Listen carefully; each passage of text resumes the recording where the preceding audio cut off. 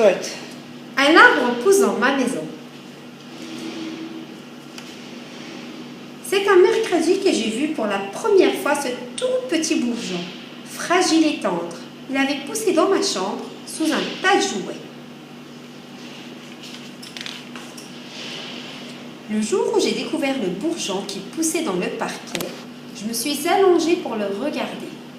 Je me suis rappelé le jour où papa avait posé le parquet. Ça sentait bon. Papa avait dit, c'est du bois qui vient d'Asie, du Cambodge. C'est là-bas que tu es née, Pomme. Depuis, j'aime bien me coucher sur le parquet chaud et doux, tout contre ce bois qui vient des arbres du pays où je suis née.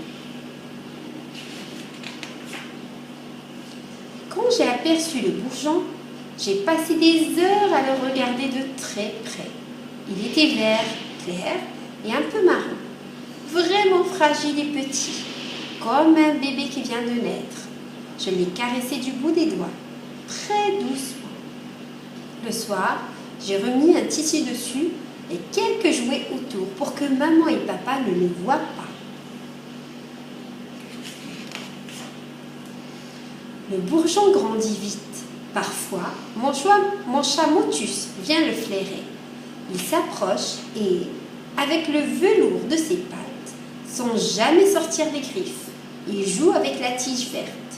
Je caresse mon chat et je lui dis « Chut, Motus, tu ne dis rien à papa et maman, promis ?»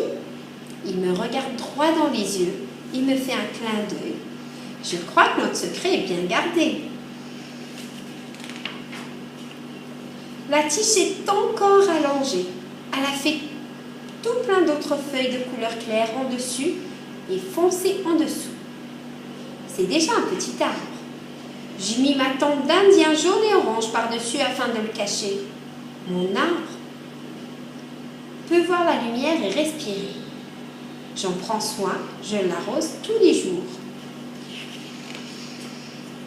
Hier, maman a découvert mon arbre. Elle est venue dans ma chambre et elle a voulu déplacer la tente d'Indien. J'ai crié « Non !» Mais maman a tourné autour de la tente. Elle a regardé par la fenêtre et elle l'a soulevée d'un coup. Elle s'est écriée « Oh !» en voyant l'arbre qui se dressait. Et elle est partie chercher un sécateur. Elle a dit « On ne peut pas laisser pousser ça dans ta chambre, Pomme !» Mais j'ai répondu « Mais maman, c'est un porte-manteau vivant, bien utile pour accrocher toutes mes affaires. Regarde !» Ce matin, papa est venu dans ma chambre. Il a répété plusieurs fois. « Il faut couper cet arbre, Pomme. Tu vois bien qu'il a abîmé le bois en poussant à travers le parquet. » Moi, je me suis mise debout devant mon arbre et j'ai dit tout doucement. « C'est un arbre magique, papa. Un arbre qui fait de la musique avec ses feuilles. Écoute. »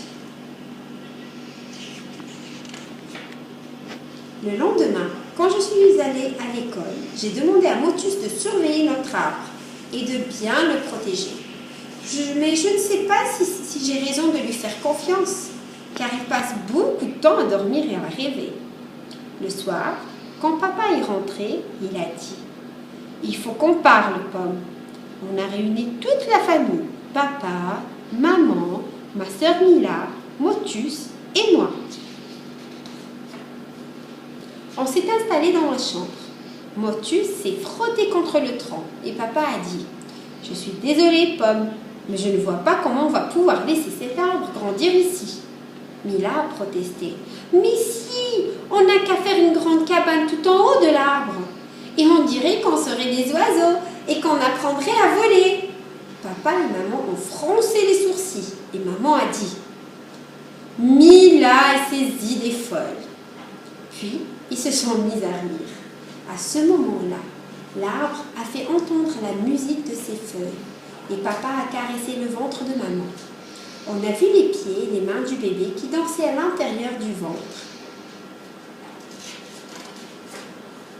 Finalement, papa et maman ont accepté de laisser l'arbre pousser dans la maison. Chaque jour, il grandit. Et il est beaucoup plus grand que moi maintenant.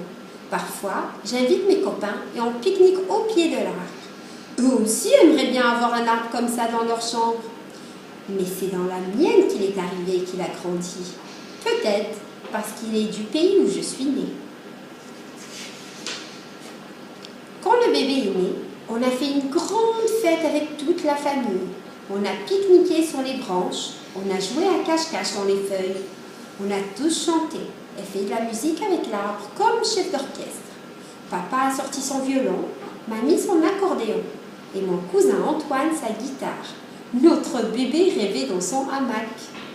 Fin de l'histoire.